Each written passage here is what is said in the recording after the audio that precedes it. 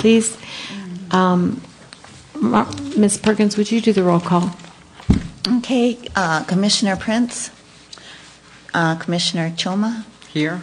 Commissioner Spray. Present. Commissioner Lukes. Here. Commissioner Palacios. So 4 of the commissioners are here out of 5. We have a quorum. All right, thank you, Ms. Perkins. Would you now lead us in the Pledge of Allegiance, please?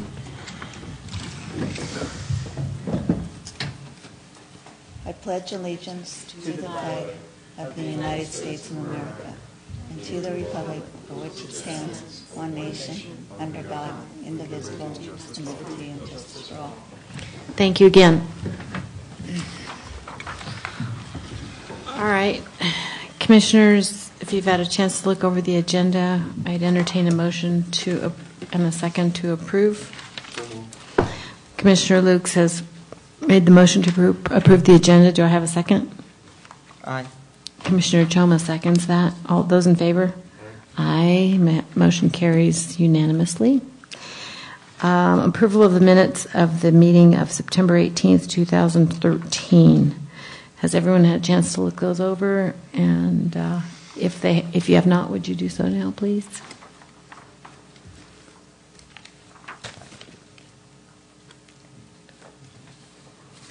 Yes. All right. Does anyone have any changes to the minutes? Or would someone like to make a motion to approve the minutes of the September 18th Historic Preservation meeting? I have a couple comments. Okay. This is Commissioner Palacios for Dinah Gonzalez's information. One is that the order is a little bit confusing to me. I mean, we did hear Part B before Part A, and it's not in chronology. I mean, we still list Part A prior to Part B. And if that's the case, maybe there needs to be a little item or a little subtitle at B that says was heard prior to Part A. Oh, no. Shall I start again? That actually matches my recollection. If you recall, Ms. Perkins, we amended the agenda to hear the second case before the first one. Yes, we did. No, and you did make mention of that earlier, but it was, you just mentioned it by case. You didn't say case such and such as A and case such and such as B on the first page, 4, approval of the agenda. Anyway, and then I got down to D, E, and F, and they pertain to things that were said earlier. In other words, D pertains to case A under the heading of A, E to the heading of B. Right, and we had made a change to the agenda to take those out. So let me revisit these minutes with my administrative person. Well, and she can take that out. I also wanted the findings of fact attached to that, and I don't think she did that. Okay, so it was just the format, and then once again, it's not on the letterhead is not included yet, and I was just making a note of that the officers are not listed, and whomever else needs to be on there, be it the mayor or whatever, on the other side. Yeah, we have a department staff heading for writing letters that has all your names on it. But it's my understanding that the program that they use to write these doesn't have that in it. I asked that they put it in. I saw it in there for about a week, and then it disappeared again. So I will revisit that. Well, I'm just saying, it's mostly format stuff. I mean, Okay. the stuff in here. And then, but on page 2, when Commissioner Choma made a recommendation, or Choma, excuse me, made a recommendation, it just said Commissioner made a motion. It just said Commissioner made a motion to approve the certificate of appropriateness. It didn't mention her name. Okay, we'll change that too. She may have not understood who made the motion after reviewing the recording, Right. I just so we can change that. Okay, so Ms. Perkins, do you want to have Ms. Gonzalez make these adjustments, and then we will approve these minutes at the next regular meeting on November 20th, or do you Yes, want I us to would go? prefer to do it that way. Is that okay with the commission? Is everyone okay with that? Sure. either way. All right. Do we need a motion to do that in a second to post to Martha? Do we need to make a motion in a second to postpone approving those, or can we? Mr. James? Well, you can just direct staff to bring them back at the next meeting. I don't think it requires a motion. Okay, thank you so much. I'm so glad you're here. Thank you. You've already been handy. And it's the first night of the World Series. I know it's really not a good night to be here. I hope you're watching it on your phone. Okay, so we will then, if you don't mind, Ms. Perkins, we'll just go with that route, and we will not approve these minutes this time. We'll do it at the next meeting, which will be November 20th, 2013. Okay. You look like you have something to say, Ms. Perkins. Do you? No, you're good? Yeah. I thought you were about to say something. Okay. Next on the agenda is the Citizens Forum. Do we have any citizens signed up and would wish to speak in front of the commission at this time from the general public? Ms. Perkins, do you have anyone on the list? No, I do not. Okay. Would anyone in the room that has not signed up like to speak during the Citizens Forum? No. Okay. I assume you're with Mr. Patterson? Yes. Okay. All right. So, number 7, matters from staff. Ms. Perkins? Okay, at our next meeting, we have Henry Architects that wants to give a overview of his study on the historic Taos County Courthouse Condition Assessment and Preservation Plan. So if the commission's amenable, I'd like to put that on the agenda for November 20th. And we have the town attorney here to answer any questions that you have about your role as a commission and any other questions you may have on the code. And then I also put together a script for our quasi-judicial hearing process for these public hearings.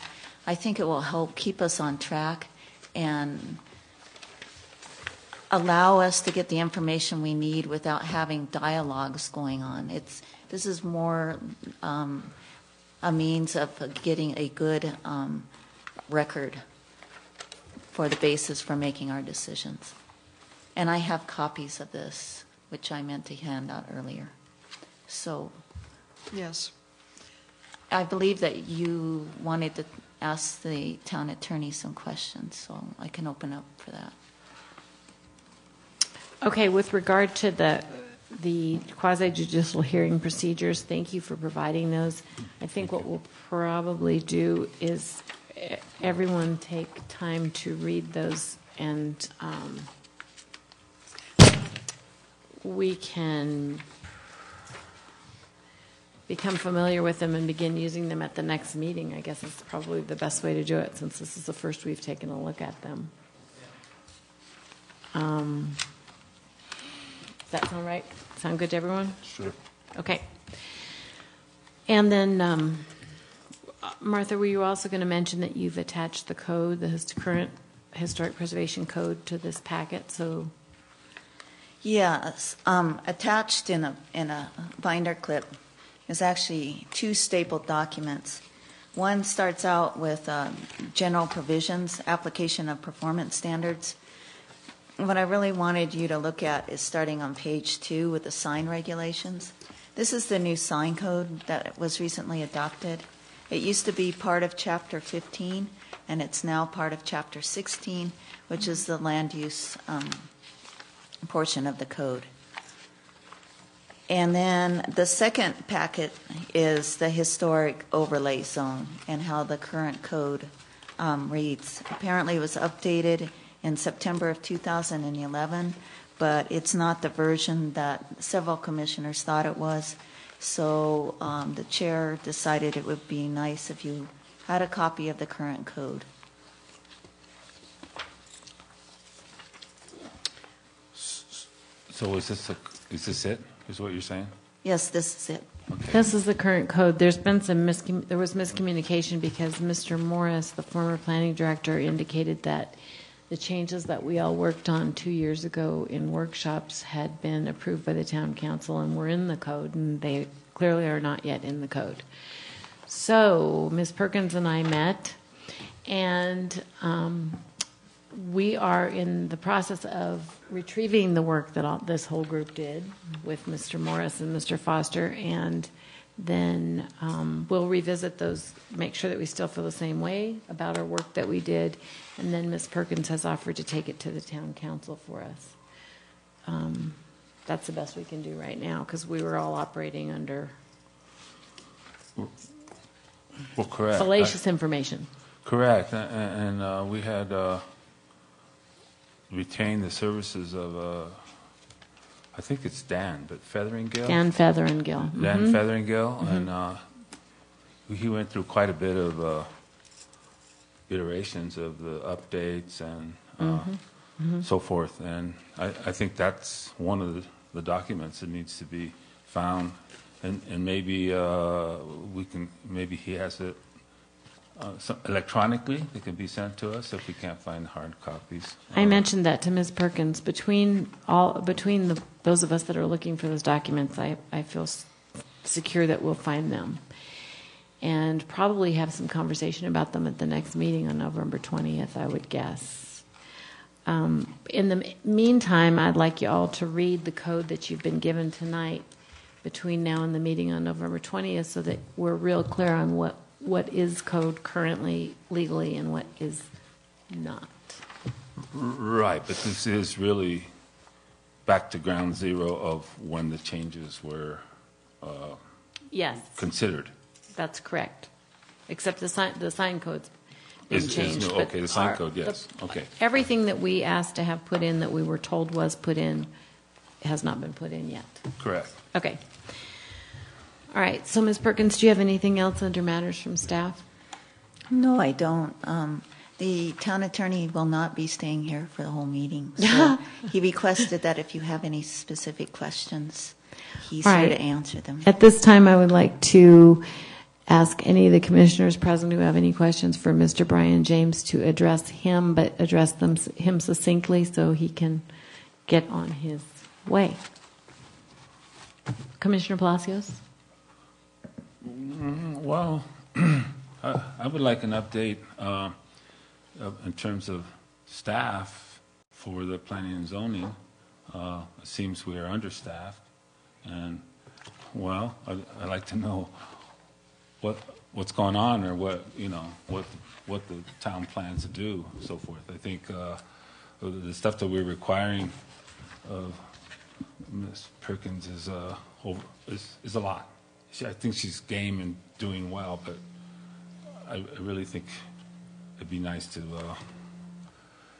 And also that we're borrowing inspectors from the county to look at jobs, what little there is, but that really is very, very interesting, if not confusing to me, because a lot of those people are ex-town employees and so forth, and I don't know if they left on good terms, so I don't know if we're going to get a good feedback. So that's a concern that I have. I may have something else, but I'd like to just let it roll and maybe interject something later. Commissioner, you asked a good question. I would like to know the answer to some of those myself. Okay. I know that taking the last one first, there have been interviews conducted to try to find a certified building official. We have an advertisement prepared but not approved for publication yet for a planning assistant. And last night at council we discussed trying to find some contract folks to do some inspections. In particular, last night we were talking about HERS inspections. The town attorney's office shares a concern that the current situation, attempting to use county staff wherever they may have come from, is an experiment that hasn't worked out particularly well. And so I know that there's efforts being made to begin to staff up. It is a concern to the attorney's office in particular now, relative to a number of folks that are available in planning. Is this has having to do with this commission, but the town has been recently received an order from the State Boundary Commission annexing 327 parcels into the town, and those need to be zoned. So that takes people. And I agree with you that Ms. Perkins has made a very game effort, but a department of 2 people, one of whom is Martha and one of whom is the administrative assistant, is probably insufficient to get that done. So we share your concerns and have been urging those folks that need to be urged to try to expedite the restaffing, if you will, of the planning department. Thank you. I do have a question in terms of how to proceed from you, and that is that at this time the buildings in the historic district that are plaqued by the state, either significant or contributing, is an old survey. And legally, it comes up and kind of bites us when we're discussing projects that we feel are 50 years older now, or 60 from when that thing was last set up, and therefore I would consider have moved into some of those brackets, and I'd like some advice as how to proceed legally so that we have some teeth to be able to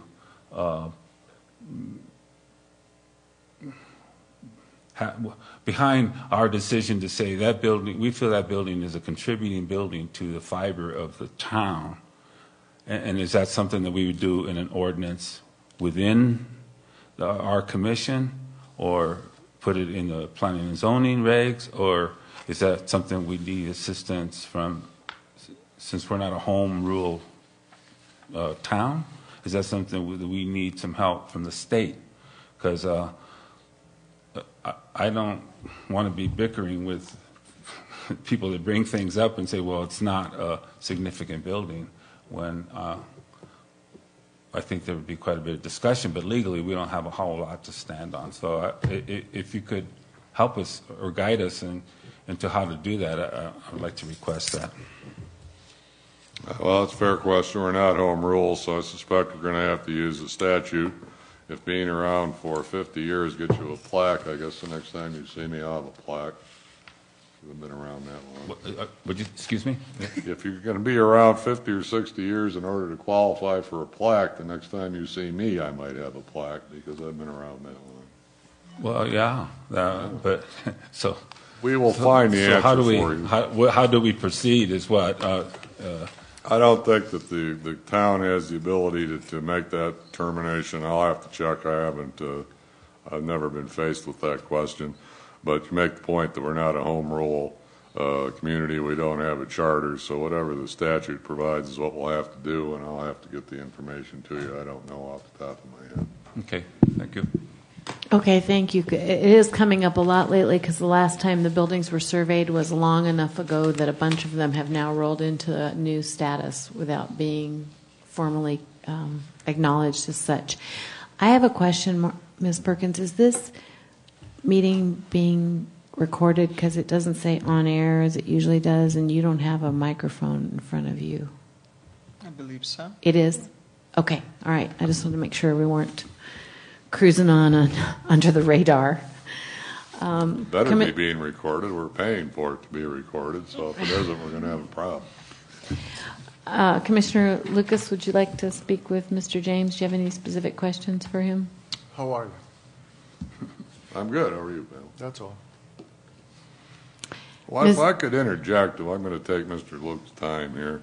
There have been some questions about site visits, and the reason I gave you the open meetings resolution that the town council passed, there's two reasons really. Number one, just to let you know that you're under that purview, and two, if you're going to do site visits, they're going to have to be posted like a regular meeting.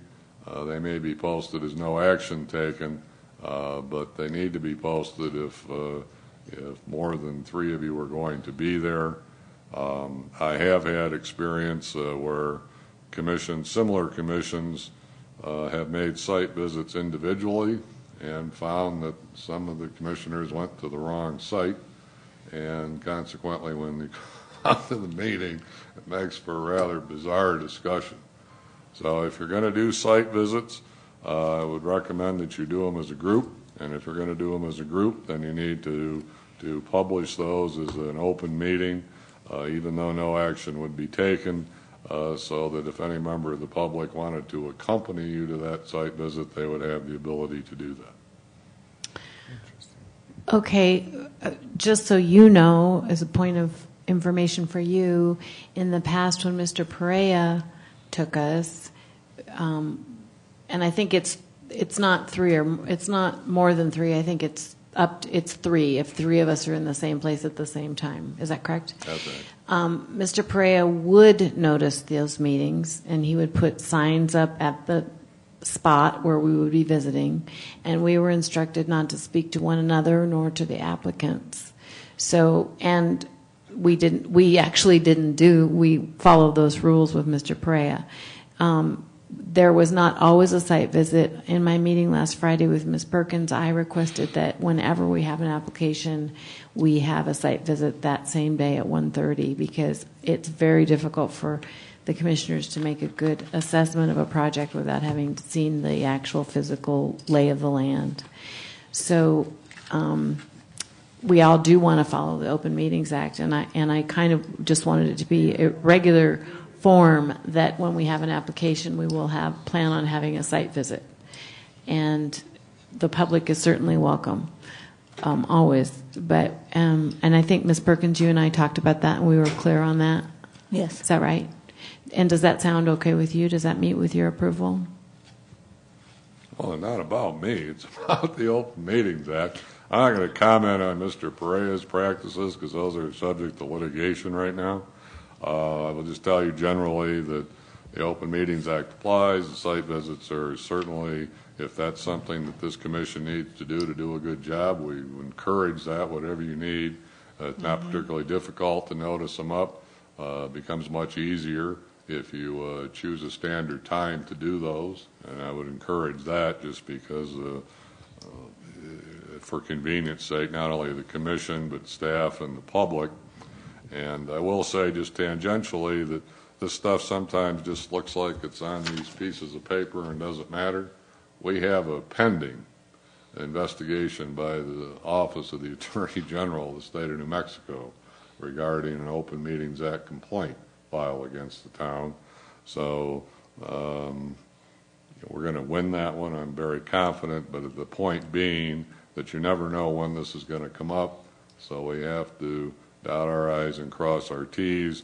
And I know that this commission, as well as the town council, is very committed to open and transparent government, and we applaud and encourage you to continue to do that.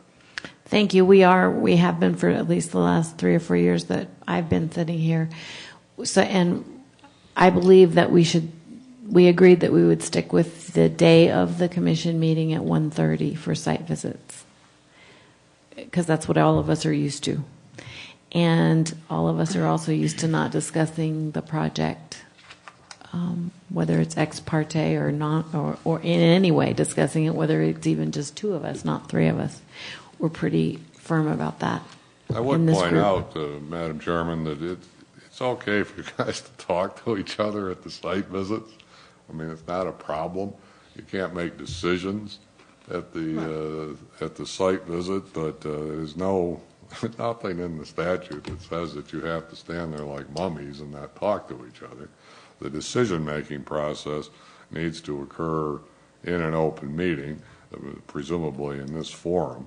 And the script that you've been handed tonight is very important to having a defensible record relative to the kinds of things you just mentioned, ex parte communication, personal interests, those sorts of things are very important to avoid. And we encourage you to use the script and to, and if you happen, it's a small town. I mean, if you happen to have a conversation with an applicant, whether it's inadvertent or no, the remedy is just to disclose that. If something about that ex parte contact has influenced your vote or likely to influence your vote, then the remedy for that is to recuse yourself. Correct. I think that I'm certain that all of these commissioners are aware of all those procedures because we've all been on this commission for 3 or 4 years. So, but thank you. And I myself would like to say that any time that you can come to one of our meetings, even for a short time at the beginning, we would be very appreciative to have you. As soon as I get an assistant town attorney, you might find there will be a much more advanced legal presence. We were here last night till a little bit after 11. I love the room, but I also like my house. Okay, so we're good. If you ever get concerned that we are not following the law, please immediately let me know. Okay, Ms. Chelma, do you have anything for Mr. James before he goes watches baseball? Do you have any questions for Mr. James? Not at this time. I understand the concern over the site visits being a fine line.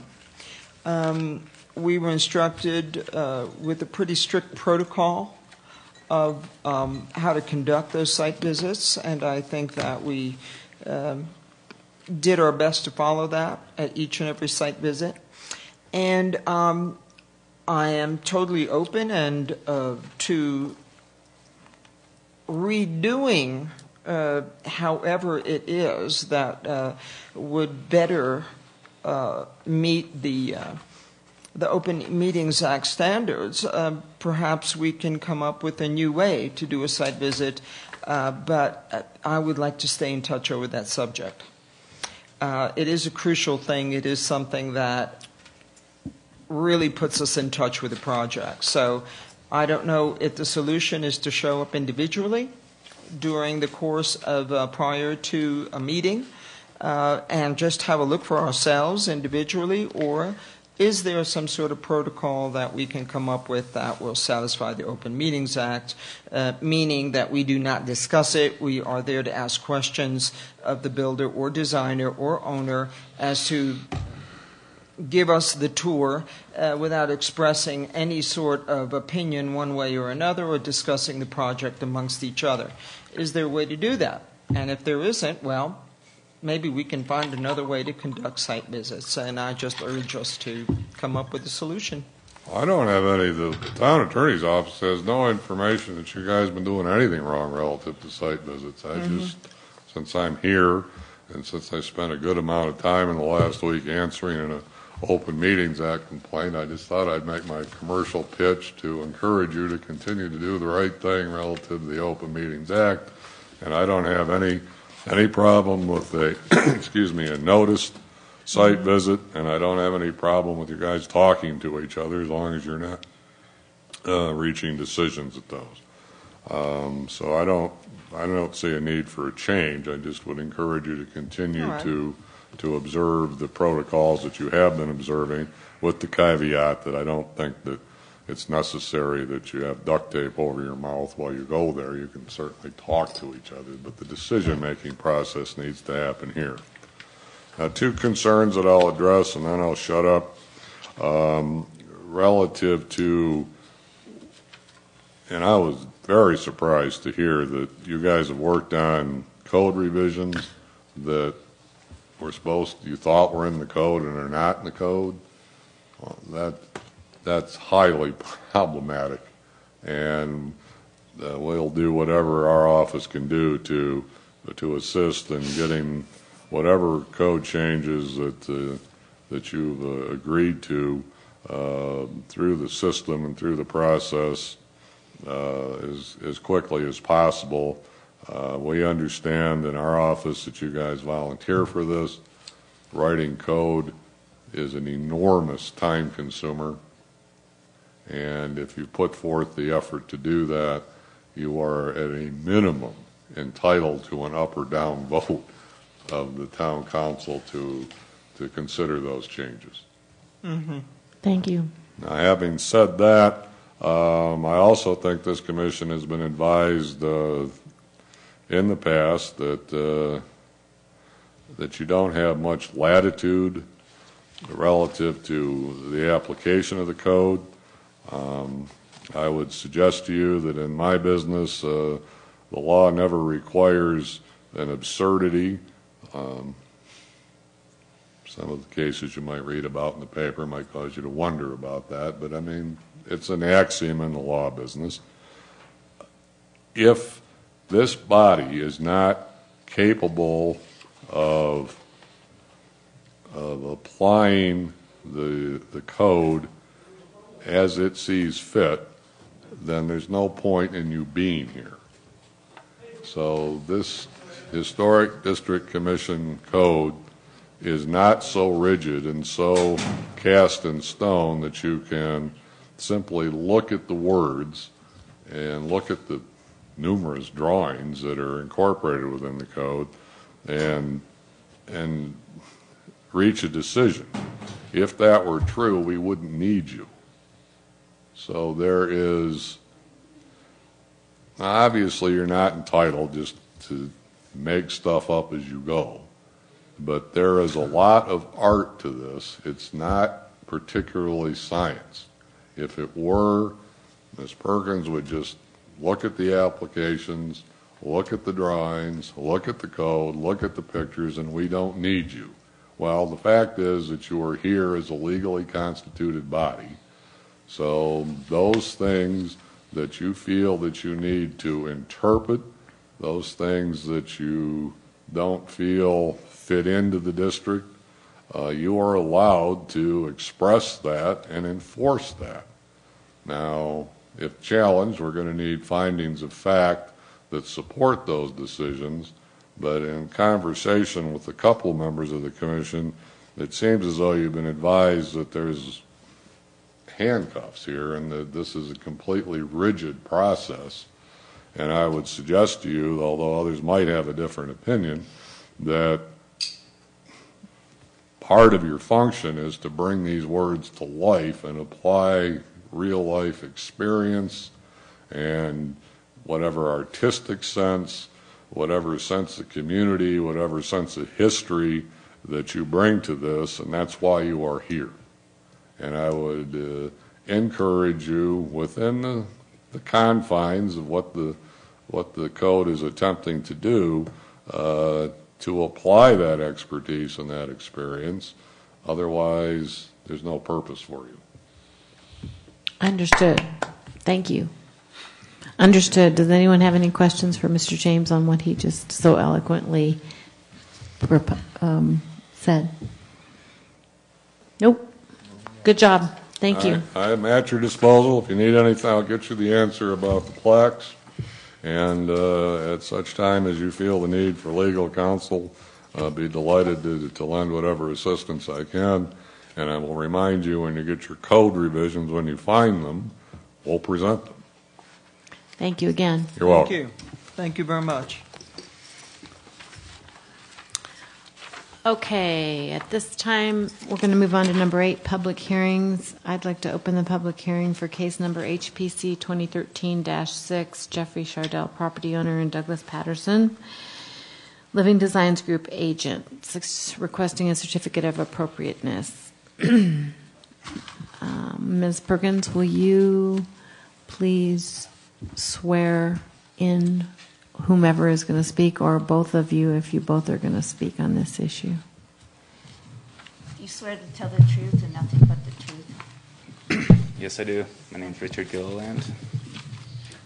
Douglas Patterson? Okay, you're the same? You swear to tell the truth? I do. Okay. Thank you, members Okay. of the commission. Welcome. Thank you. Did you receive our packet from the previous hearing? Or Yes, thank you. Updated packet from the Yes, previous hearing? we have them here in front of us. Are there any questions regarding the package?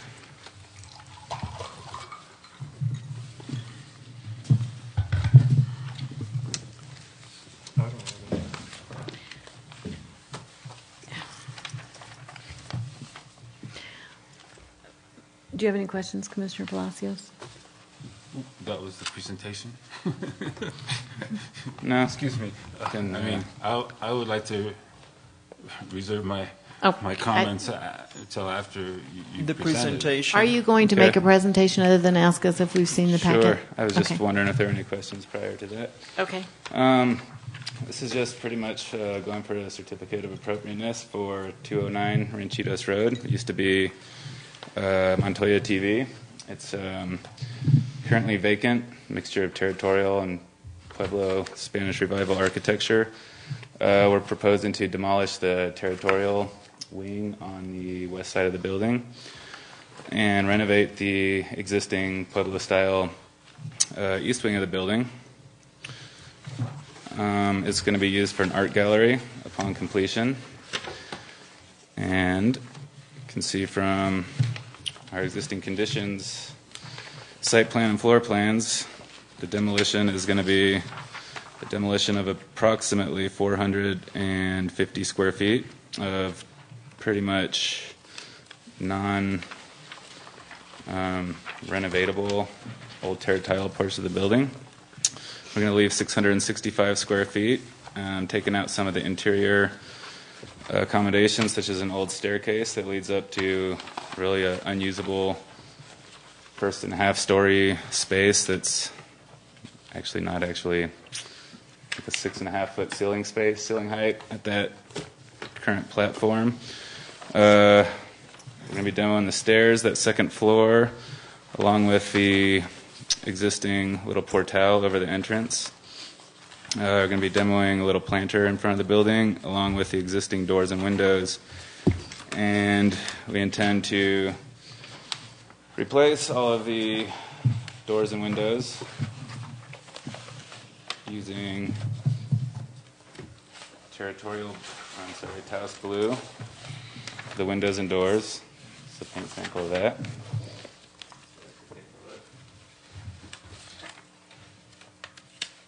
Neutral stucco color, black art.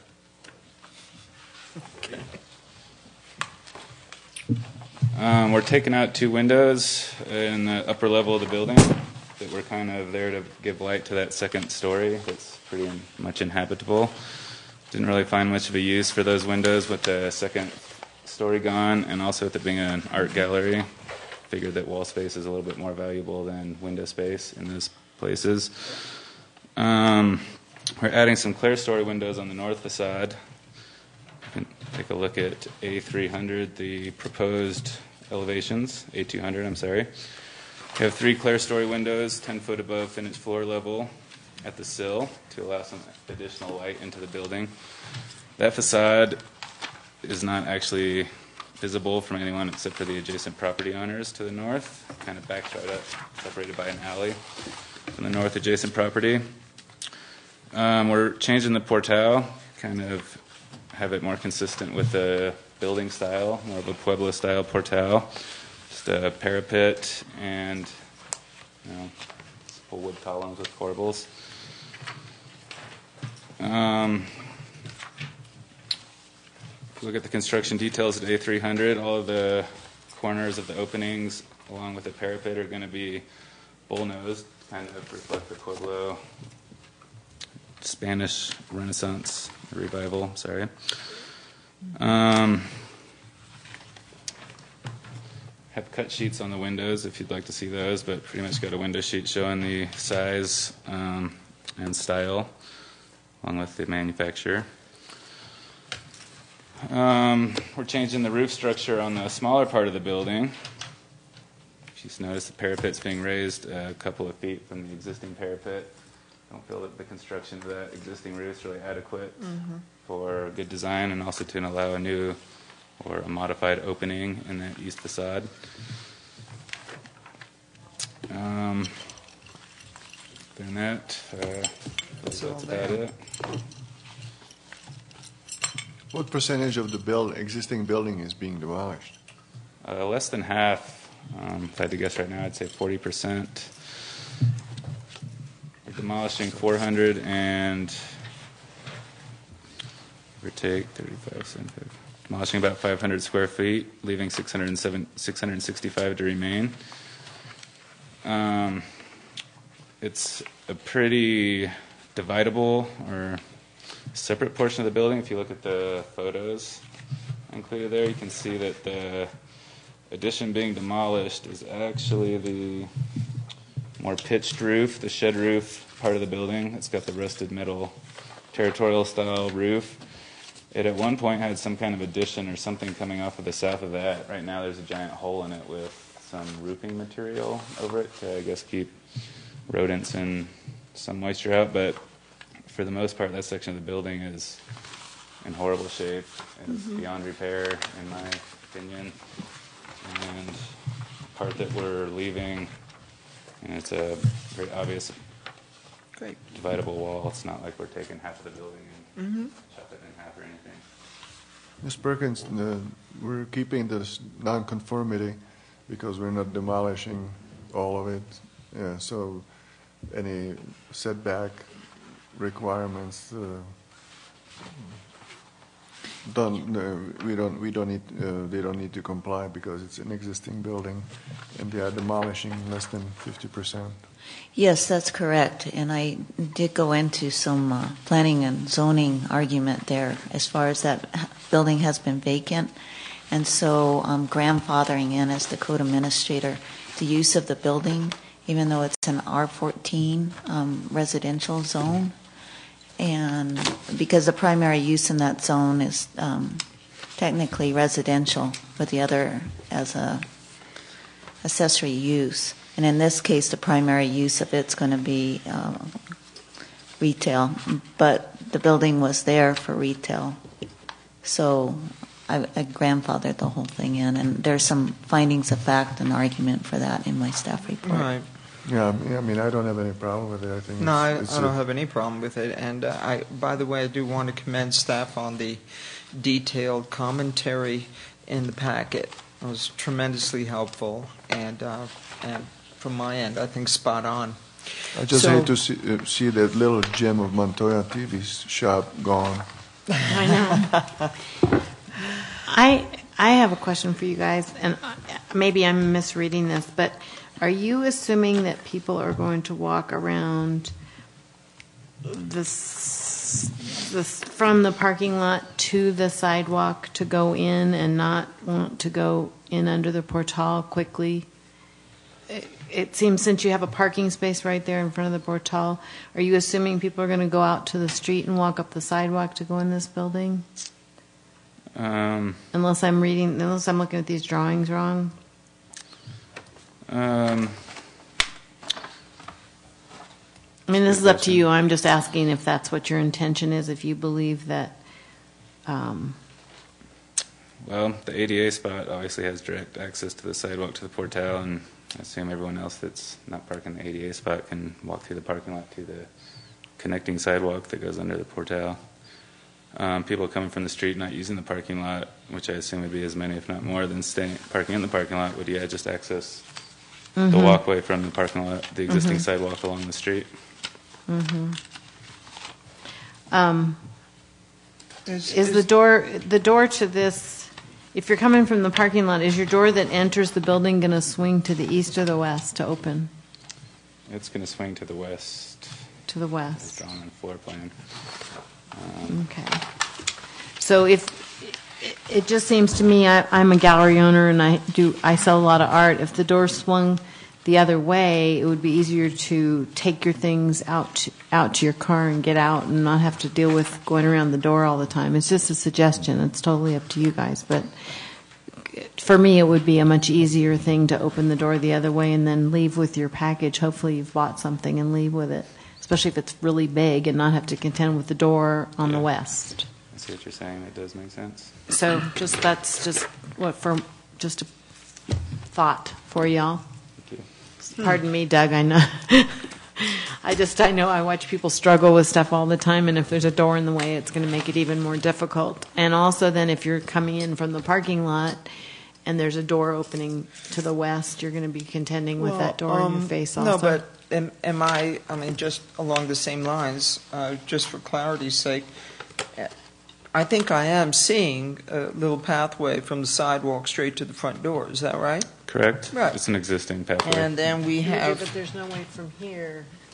You walk to the sidewalk. Well, and that's the end. because you're at the end of the parking lot, so you were thinking in terms, because the door is here. Uh-huh. I was thinking if there was a way to get in where that parking space is right by the portal, if there was a But way to get in there. Isn't that what this is? I don't Now, think that within is. the What is parking that, lot... What is that shaded area next to the The shaded area, so we have the sidewalk, ADA space? from the sidewalk. We also have this, correct? Space for an ADA parking. This is a space. Right. But this shaded area, The this, white stripes. yeah, Mm-hmm. that's a walk. Additional space allocated for the So that would be a handicap or a walkway or, right? Right. Maybe a part of the park. Right. Right. But there's really no way to get onto that little walkway into the building from the parking lot without going to the sidewalk. Is that correct?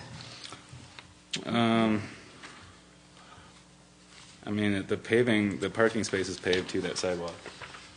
Well, the parking Yeah. spaces are paved. As I said, it's not going to affect the application. I was just thinking in terms of No, I understand practicality. what you're saying, and it makes sense. I got you.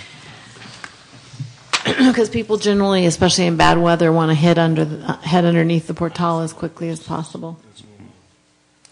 Okay, so that's what I had to say. Was I think the door should swing the other way.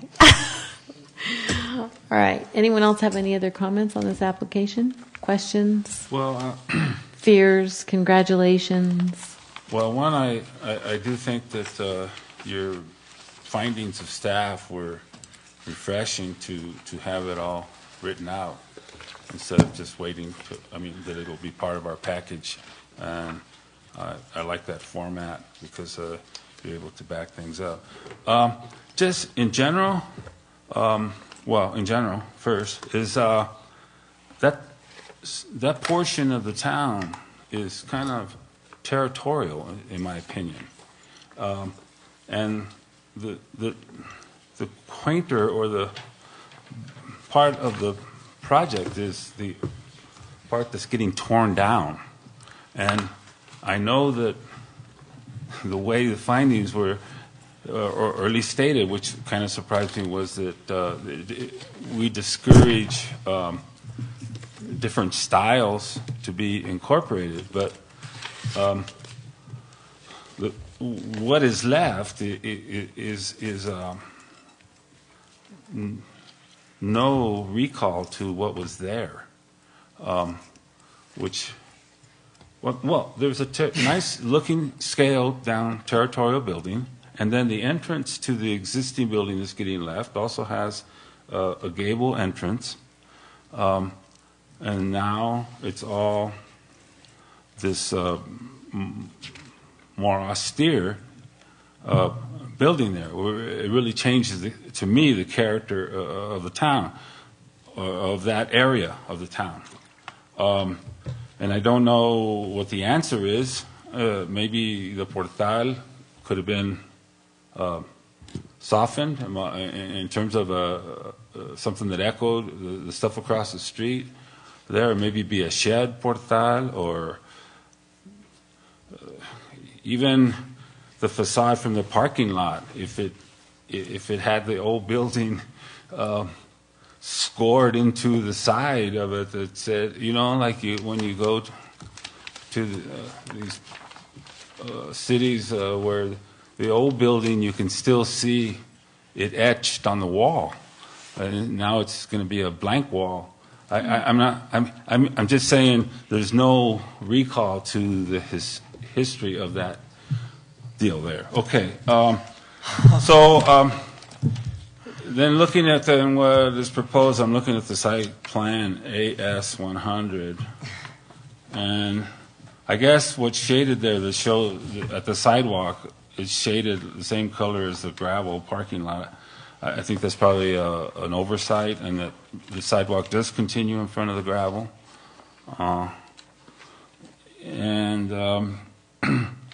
Is that true? Or Well, there's actually a gray and a brown. It may be a little close together, and I apologize if that's the case, but those are two different colors? Yeah. Wow. But the ADA space and the accompanying van space is supposed to be resembled as being paved, whereas the rest is gravel. It says paved ADA space there. Along Ranchitos Road, you mean where the gravel parking lot comes out to Ranchitos Road? That brown is a different brown than... Commissioner Palacios is talking about where it appears that the gravel's going over the We're sidewalk. talking about here. See that?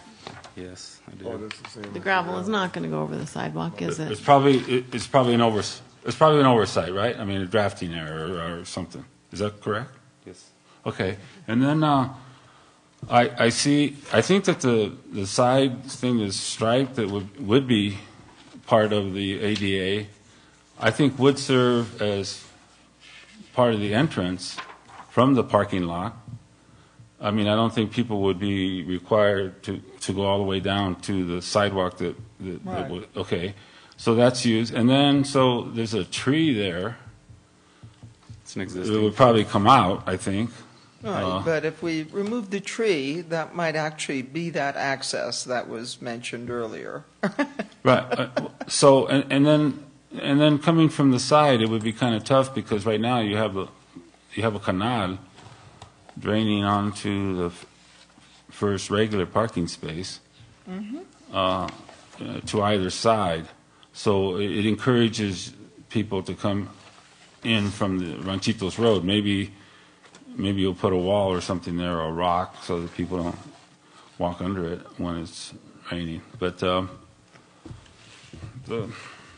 those are my comments. I like that you kept the height. I think last week when we peeked at the drawings, you were considering lowering the height of the building, if I remember, or last month, excuse me.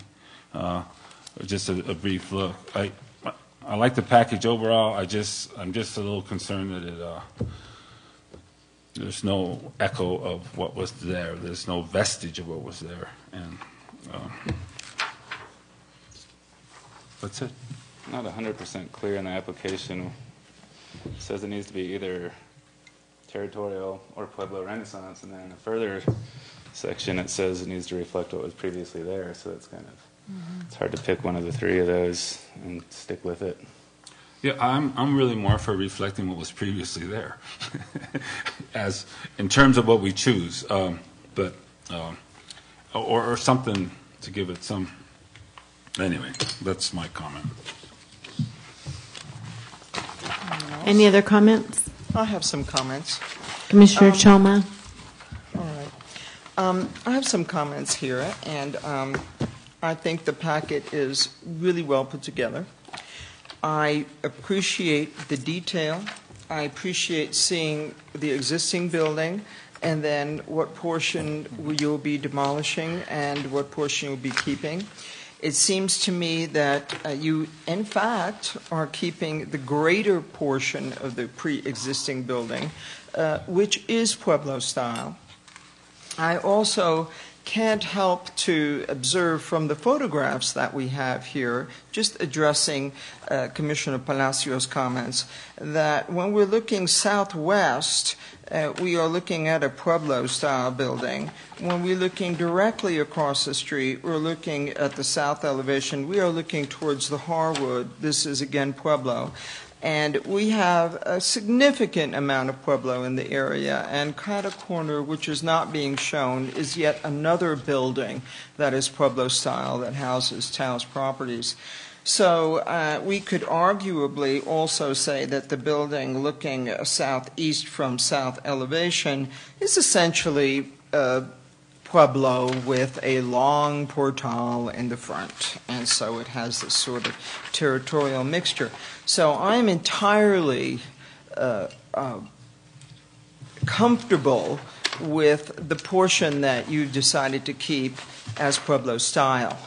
Also, you've allowed, it's almost as if Mr. Montoya created a territorial to do his little radio shop out of, or maybe that territorial was the original and then living quarters extended out. But in any case, at this point, they're both indigenous, they're both original to that neighborhood by their preexistence, and I think it's great that you're keeping the greater portion of it and keeping it Pueblo. So I have absolutely no reservation about anything here in the packet, and I agree with staff's recommendations and detailed analysis, which I think is spot on. Those are my comments. Thank you. Okay, Ms. Perkins, I'm having a brain freeze here. When this group came before and we talked to them informally. Remember when they came up here? Yeah. Because you suggested that since they were here, we do go ahead and do that. Was that considered the preliminary hearing? Yes, I did talk with the attorney about that, and because it was scheduled and because they did give a presentation and were ready to make the presentation, we are considering that the preliminary, and this would be the final. Okay, I just wanted to make sure because I remember it was it was very informal at the time. Yes, that's correct. Okay. All right, so do any of the commissioners have any further questions for this applicant? No, but I'll make a motion. Okay, I love your motions. Make one. I move to approve HPC 2013-6 based on findings of facts and assessment by staff. And let's approve it. That was Commissioner Luke's. Do I have a second for that motion? I second the motion. Commissioner Choma seconded the motion. Ms. Perkins, will you do a roll call vote, please? Commissioner Choma? Aye. Commissioner Spray? Yes. Commissioner Lukes? Yes. Commissioner Palacios. Palacios. I cannot get that. Yes. The motion passes 4-0. Great. Okay. Congratulations. Thank you both for being here. Thank you. Can't wait to see it. At this time, I'm going to close the public hearing for case number HPC 2013-6 and move on to number 9, matters from Historic Preservation Committee, which should be commission. Oh, shoot. You're getting it good on the top. Hey, you guys, Doug, do you guys want your sample back? Or? Okay, number 9A, discussion item murals. Is this that we were just going to discuss that we're going to bring that up again? Yes. As I recalled in the last meeting, you asked for these two things to be put on the agenda. And I think since then, there's been some discussion about how there was a code that you have been working on and that you thought that that had been brought forward and adopted as part of the code. Correct. And so I think that these, the murals goes hand in hand with that sign ordinance. Mm-hmm. And right now the murals are not allowed. And I think that there's an interest on the commission, at least that's what I've heard, to discuss murals and have them added as far as being allowed in some form. So I put this on here just because I thought the commission wanted it on here. Mm-hmm. It doesn't mean that you have to discuss it or take any action on it. I just didn't want to leave it off in case you did. Mm-hmm. It is part of what we talked about couple years ago when we did the workshop, we talked about the sign code and opening up for some more vintage signs, and we also talked about opening up murals. Anything that came up that was proposed, the commission wanted to be able to have a look at the drawing before the mural was done, or the sign before it was approved by you, I guess it would be. So maybe we should lump that into bringing forth the work that we've done and revisiting the work that we've done when we get a hold of that. That's body what of I would work. recommend, yes. Okay, and then the other thing is, we've also mentioned tonight another thing that would be a matter from this commission, which is updating the contributing and significant buildings. And Mr. James said he would get back to us on that. In terms of 9B, eradicating the invasive plant species such as the Siberian elm, that's been a huge concern for this commission for 2 or 3 years now, is that the public at least get educated. There be some sort of an education campaign so that people know what they look like, know when you should, in the spring, when you should be looking for them coming up, when you can easily pull them, and also how to get rid of them if you have them on your property because of the damage that they're doing to the water table. Before you came, Mr. Paul Brian Jones, who's an arborist, came and presented to the commission and gave some suggestions for how to remove them. We basically are looking for article in the paper from the town of Taos or something in the utility billing, and then also the town of Taos to show leadership by removing the ones that are on town property.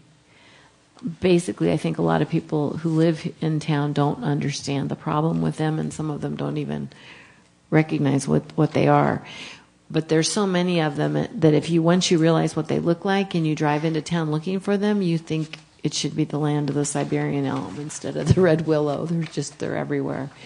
And they are so easy to pull out when they're tiny, and they're so hard when they get past about this size. So this commission has asked 2 former planning directors to help us educate the community on that and help make that kind of a big deal. So I wanted you to understand that was the way that all 5 of us felt, and that we've worked on that also. Okay, which is why I asked you to put that on there. Yes, the last community, we had the same issue. Los Alamos? Yes. Mm-hmm. So we actually put together some educational brochures and things like that. Mm-hmm. Because, like you say, they start out very small, and they can be all over. And they just sort of take over if you ignore them. Right. It would take years of eradicating them, but it's well worth it, because whenever they spread their little seeds or whatever, I have a picture in my phone of the Alley Cantina rain gutter.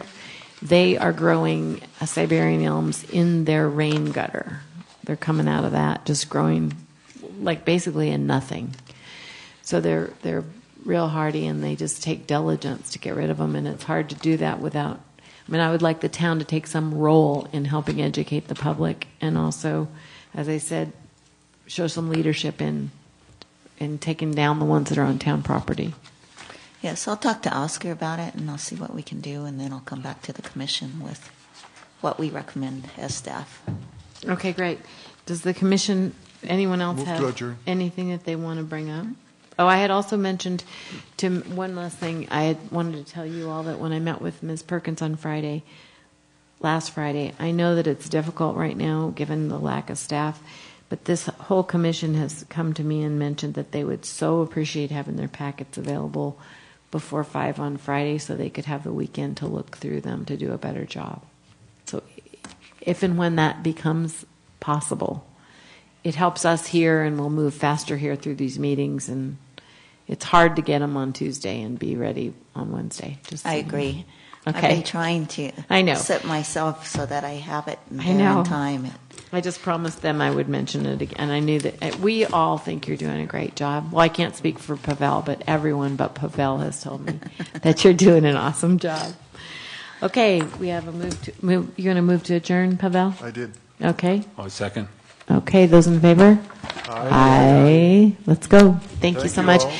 I'm closing the meeting on October 23rd for Historic Preservation at 6:38 p.m. Thank you so much. Well, I mean, you know, it's just